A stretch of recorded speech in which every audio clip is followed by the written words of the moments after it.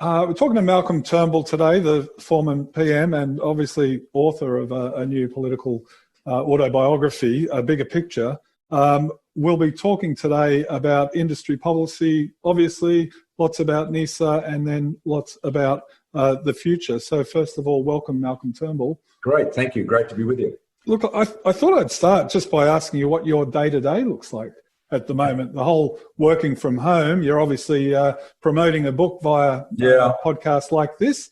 So how's that going? Well, it is incredibly busy. I've never done, I don't think anyone's done a virtual book tour before this, but I'm doing a lot more events and talks and interviews than I could ever have possibly done in an analog world, traveling around the country, flying from city to city. How effective it is, I guess, remains to be seen, although the book is selling well, but maybe it would have sold better, even better if we had more bookshops open and I was doing the traditional, book author talks and book signings. But so far, I'm, today, just today, so far, I've done a business, a couple of business video conferences, a radio interview, a virtual fireside with Silicon Block. We're doing this podcast, and then I've got two more similar Zoom conversations to go. And yesterday was even busier, and so it's very productive. And I think this is one of the interesting things, that all of us have been aware of the capabilities of video conferencing, but we probably haven't used it as much as we should have or could have. This has forced us to do this, and people are realizing how effective it is. And I really wonder whether we are going to go back to the old way of working. I really wonder whether this isn't going to become much more normal. I mean, I was on a business meeting the other day, which wasn't on Zoom, was on Microsoft Teams. And, there were a couple of directors were saying, well, why am I getting on a plane to fly to Melbourne or Sydney for a meeting? Yeah, really. Why have I been doing that? This is so much more efficient.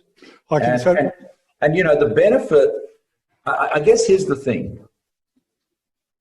There's no doubt there would be more chemistry engagement if we were sitting across a table from each other. In your place in Melbourne.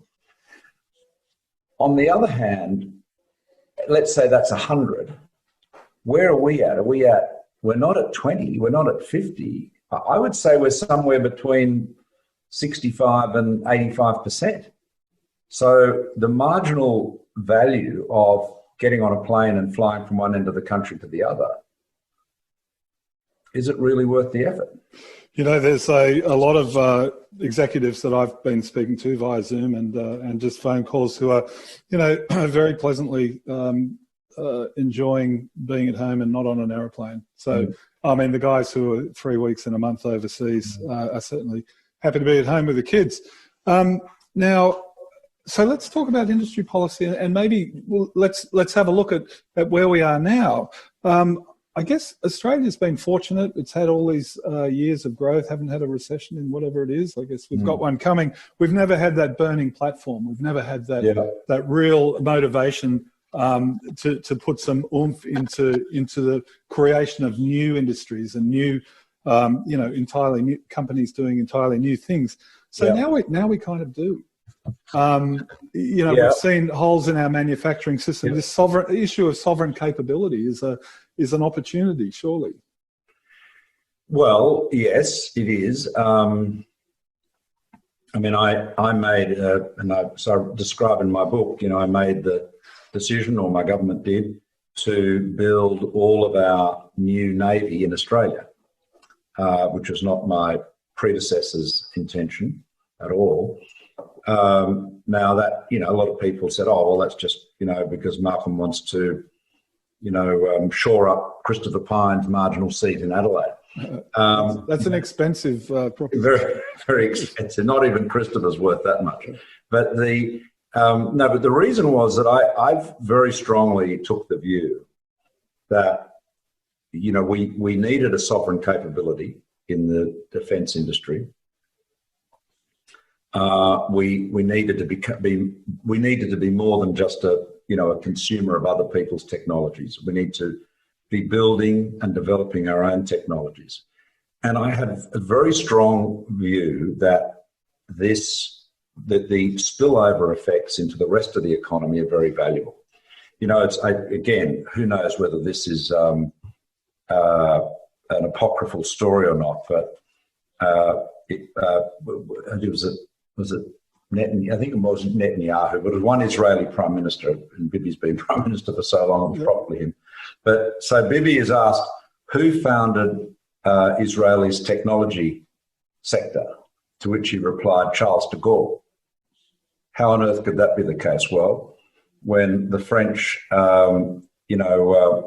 imposed sanctions on Israel and stopped exporting defence technology, particularly aircraft, to Israel, the Israelis had to develop their own and had to start, working out how to develop their own tech. Now, there's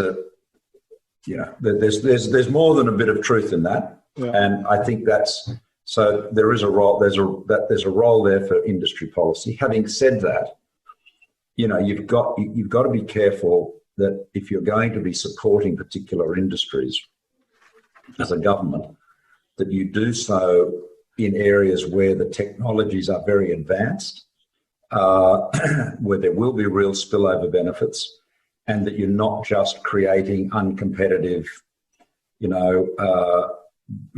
businesses of the kind we used to have when we had big tariff wars.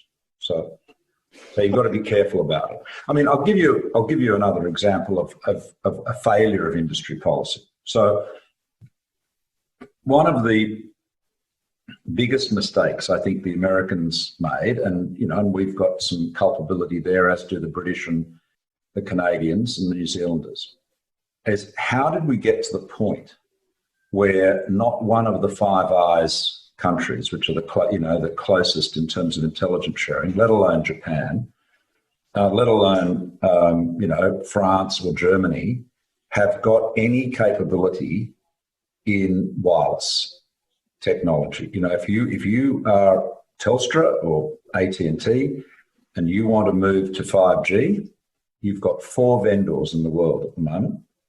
2 of them are Chinese and 2 of them are Scandinavian. Now that's crackers. Mm-hmm. And the Americans allowed themselves to be undercut on price by the Chinese vendors, and they saw their wireless capability disappear. And that was a huge mistake. And now you get all of the problems that arise with Huawei and so forth. So I think that was an example of an absence of mind. And you don't need to have a sort of a old-fashioned, inefficient industrial policy to say, hang on, there are some things we want to be able to make here, and we are going to make here. And now, it's one thing, Australia might say, well, we're a small country, we've got to be more selective. But in the United States, how they allowed, Lucent, Motorola, so many others, to leave. I mean, Bell Labs, for heaven's sake, belongs to Nokia. How crazy is that? So, I mean, I guess there's an extension of that, and I'll go to the NISA policy. One of your very specific NISA policy aims was government as an exemplar. Yep. Now within that, and that's particularly in the digital space, you'd obviously hired Paul Shetler and set up the DTO and that sort of thing. So that's one area where government can use its procurement levers to build a digital industry.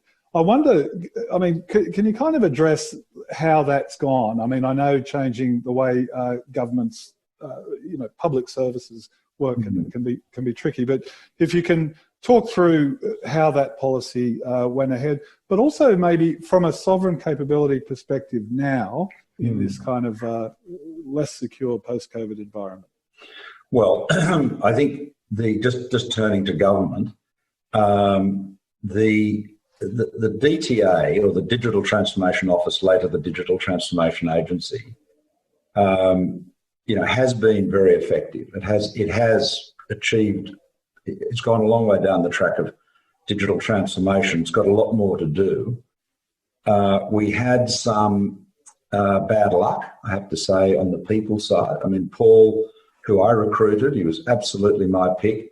And of course, he recently passed away, which is a great loss. Terrific guy, very, very smart technocrat, not a great chief executive. His people skills were pretty ordinary, didn't suffer fools gladly. And we had some, we had issues with the leadership at DTO. A good example of a point I often make, that, you can have the best business plan in the world, but if you haven't got the right management to implement it, it won't succeed. So you've still got to get the right people. Doesn't matter how good the plan is. I think, governments need to develop more skills in-house. One of the things I push against, tried to discourage, and this would take you a decade, by the way, to seriously turn around, is the cult of the consultant. The public service has been de-skilled, and the sort of inquiry that I set up when Martin Parkins, was Martin was Secretary of PMC, I was PM, we set up an inquiry that Thodey led into the public service. And it was one of the terms of reference actually addressed this. Now, I think regrettably, the enthusiasm for that kind of reform is no longer there. It was a bit of a personal agenda of mine and also shared by Martin. But basically, you've had this cult of the consultant to the point where the skills for doing so many things that are really core business are no longer in the public service. I mean, I'll give you two examples. The ABS and the failure on the census night. ABS outsourced all of that to IBM. IBM basically didn't deliver. It wasn't a huge, Chinese or Russian hack. It was a common or garden denial of service attack. And they just hadn't fulfilled their contractual obligations, for which they, apologised grovelingly and paid some compensation and so forth. But as I say, I describe all this in my book. But as I point out, you can outsource things as much as you like, and you can think that you're outsourcing responsibility. But when things go wrong, the buck ends up on the Prime Minister's desk, as I found out. So that was one. But the other one, and this is a fascinating little snapshot into what's wrong in Canberra. So Abbott wins the election, he's PM, I'm Communications Minister, and one of the things I wanted to do was a rigorous cost analysis of the ABC and SBS, but particularly ABC. Really to identify, where they were doing things less efficiently than they could. In other words, I wanted to see how they could get the same, if not more, bang for less bucks, right? And I've actually, I had done that again, so I talk about in the book. I did that with the 10 network many years ago, more than nearly 30 years ago. So I knew how to do it. So I say to the Department of Communications, all right, I want you to do this. And they say, we don't have the skills to do it. I said, how can that be right? I mean, overseeing the public broadcasters is your core business. I'm not asking you to do something exotic. They ran a mile. And I finally hired, I said, I'm not going to outsource this to KPMG or some consultant for millions of dollars. You're going to do it. And I did one thing. I recruited a gentleman who just retired from being the CFO of the Seven Network, who had,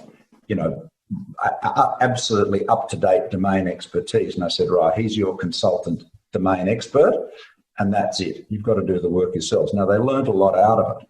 But what was fascinating to me was that in something that was clearly core business responsibilities, even there, they wanted a consultant. So this is one of the big challenges we've got in government, is that the public service has been de-skilled and is being de-skilled. It's worse in some departments, worse in some departments than others. But the consultants, who obviously make a fortune, are really doing, I think, frankly, quite a bit of damage to the culture of the public service. And we've got to, when they're not doing it deliberately, I'm not criticising them, I'm just saying that, you know, those people with those skills and those interests should actually be in the public service. You should be using consultants to do things that are, you know, that are a little bit exotic, that where you need a specialist expertise, you know. So that's, I mean, just in microcosm, 2 announcements that came through my inbox today. One was that McKinsey has just won a $1 million contract to do a business case study for MyGov, the new entry into MyGov. The other was that the APS announced their digital skills stream for public servants. So that goes to the 30 review. 30 recommended. Yeah. Well, that's good. But again, you know, I mean, look, McKinsey, you know, great firm and so forth. We've all got lots of friends who work there, but you know, McKinsey, the Rudd government asked McKinsey to write a review of the NBN and concluded that the Rudd strategy, the NBN, was going to result in it, you know, being hugely successful, commercially viable, all of those things which were plainly not possible. I mean, it's the internal rate of return the project has at the moment is anemic at best, and you know that requires some assumptions about a big terminal value in 2040.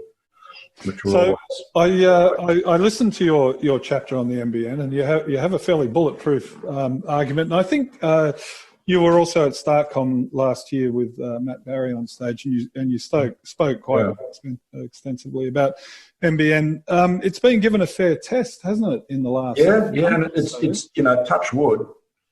He said, reaching out for some timber on his desk. It has held up pretty well. Look, I'd say this about the NBN. No one, look, my approach was just completely businesslike. I mean, a lot of mistakes and a lot of money had been wasted before I got control of it. So, you know, I couldn't undo what had been done. But my object was to focus on the customer. The goal was connectivity and as quickly and as affordably as possible. You know, because one of the problems we had was that connectivity was very variable. I mean, some people had good broadband, some people, you know, had none, and a lot of people had none or very little. And so, anyway, we got in, and it's, as you know, it's about 95% finished, or might even be a bit more than that now. But here's the thing: if we had not taken the pragmatic approach we did, it would be half built, maybe it'd be 60% built, but there would be millions and millions and millions of Australians who would have at best ADSL. And, you know, they wouldn't be doing too much of this if that was the case, believe me. Okay, look, I'm conscious of time. I had a couple of things I wanted to ask you. Look, NISA was obviously a big project of work very early in your tenure as Prime Minister. There was kind of a before NISA and after NISA. I think it's had that kind of impact on the way we address this area. Can you step like you? I think there were 9 ministers involved, covering 11 portfolios. It was a really big chunk of work. What worked and what didn't? What would you do differently if you could do it right now in this environment? Well, I haven't seen that analysis done as to what measures worked and what didn't. As far as I'm aware, nothing was a failure, like counterproductive. I think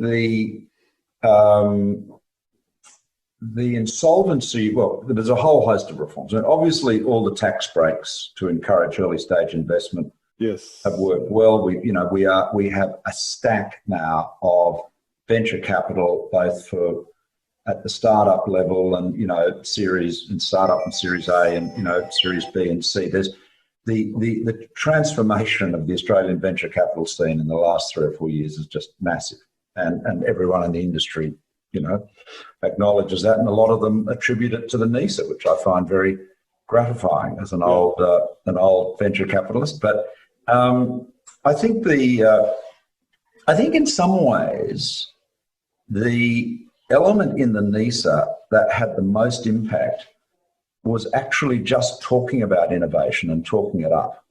That bully pulpit of the Prime Ministership, that megaphone, is a very, very powerful one. And I think if you've got the Prime Minister talking, as I used to, a lot about the importance of innovation, that encourages boards, super funds, investors to say, hang on, what are we doing in that field? And if it turns out they're not doing very much, they hop into it. So, some of the industry funds are very big investors now in venture capital, which if you go back 5 years, they would have thought you're insane suggesting to them that they should go into venture. You do note in your book, in a chapter on innovation, that not all of your colleagues thought it was a terrific idea to be talking at the level that you were talking. No, they didn't. No. Well, the general political view, which you often saw, echoed in the press, particularly the Murdoch press, was that talking about innovation was a bad idea because it frightened people, and it made them anxious about the future. And the difficulty is that you can either lie to people, which is obviously not unknown in politics, and tell them that everything's going to be the same, or you can be honest and say, look, the world is changing. Regardless of what we do, it's changing. And we either harness those changes and take advantage of them, or they run over the top of us, and that's that they're the only choices. I mean, we are living in an age of change at a pace and scale we've never seen before, and of course, a lot of it is being accelerated by this pandemic. There's a huge amount of change. So I guess, and we'll wrap up with this.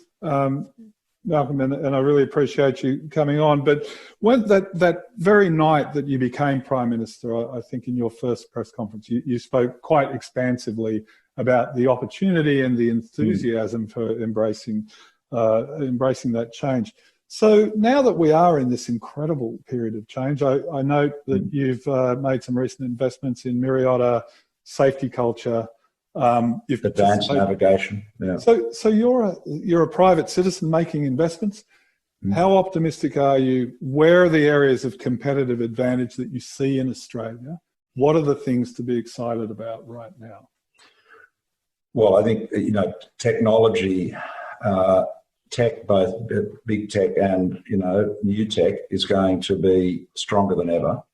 All of those trends towards using technology, whether it's remote communications like this, or remote working, or virtualization, automation are going to be accelerated. I mean, if you just take automation and AI, obviously generally linked. So you've got every interest now to shorten supply chains. People are going, this disruption is going to make a lot of businesses say, do I really want to have this elaborate supply chain all over the world with all of the, disruption risks that occasion it? And that's, of course, that concern is enhanced by the geopolitical tensions, particularly between Washington and Beijing. So if you're going to do that, you're going to be relying on greater automation, and that's so. I think you will see a lot of manufacturing going back into developed countries, including the United States, where they can operate efficiently at scale because the labour component is much lower. I think so I'd sort of divide it into two, as I try to analyse this in my own mind, I'm dividing it into two buckets at the moment. This is evolving, by the way. I'd be very grateful for your thoughts. On one hand, you've got trends that are pre-existing that will accelerate, like what we're doing. Zoom wasn't invented because of the pandemic, but it's become, ubiquitous because of it. E-commerce wasn't invented because of the pandemic, but it's been massively enhanced. So the trend away from off commercial space from bricks and mortar retail is going to accelerate. On the other hand, we had a trend towards greater density in cities. I've often said density is the solution, not the problem. Will people in a post-pandemic world regard density as the problem? And as a result of that, are we going to see some changes that were actually reversal of existing trends because of the pandemic? That's the thing that I'm particularly interested in. What are they going to be? And I think the way we live, cities particularly, is going to be part of that. But a lot's going to depend, of course, on how we cope with the virus. Do we get a vaccine? How soon do we get it? How effective is it? And so forth. Yeah, I guess we're going to find out a lot of these things sooner rather than later. I think as all of these changes accelerate. We didn't get a chance to talk about cities policy, which was obviously another big area of yours. Also didn't really talk about China, which is always the elephant in the room, whether it's... Well, we can do another podcast if you like, if you want to. We can catch up again. Malcolm Turnbull, thank you very much for... Thanks very much. Great to be with you. Thanks a lot. Terrific. See you. Bye.